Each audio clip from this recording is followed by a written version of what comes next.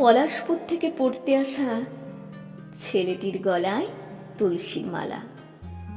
প্রথম ক্লাসের পর জিন্স পরা একটি মেয়ের সে কি হাসি। রাত্রে ছেলেটি চিঠি লিখল, শ্রীচরণী সুমা, আমি ভালোভাবে হোস্টেলে উঠিলাম, কিন্তু তুলসীর মালা খুলিয়া রাখিয়াছি।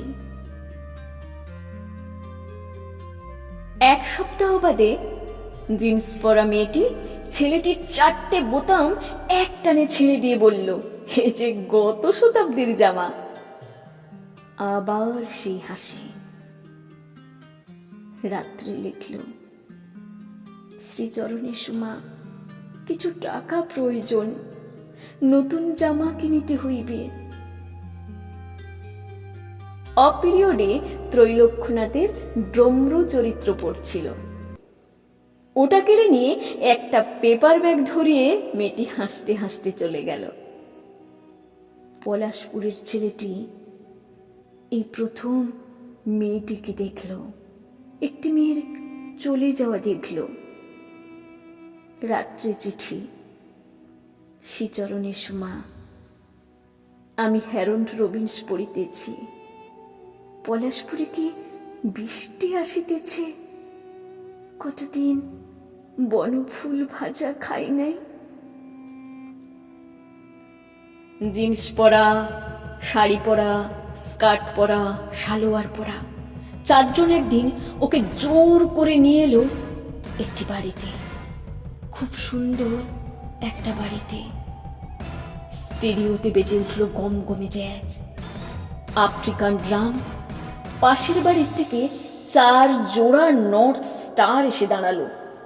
অন্ধকার করে শুরু হলো নাচ। এবার সবাইকে নগ্ন হতে হতে, পলাশপুর, পলাশপুর, কামন, আমি, আমি, টাচ মি হিয়ার। অন্ধকারে একটা চাপা কান্না শোনা গেল। Switch on. দেওয়ালে পিঠ দিয়ে নগ্ন পলাশপুর কাঁদছে।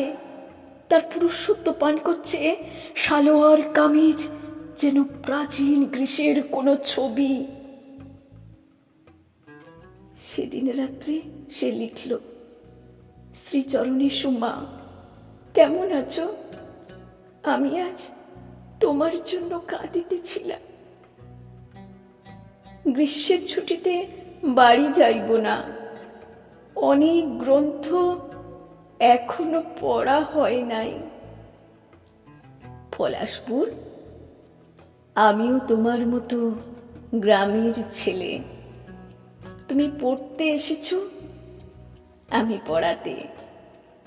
তোমার মতো আমিও আমার মাকে লিখি, শ্রীচরণী সুমা, টাকা পাঠাইলাম, ঠিকমতো ওষুধ কিনিও।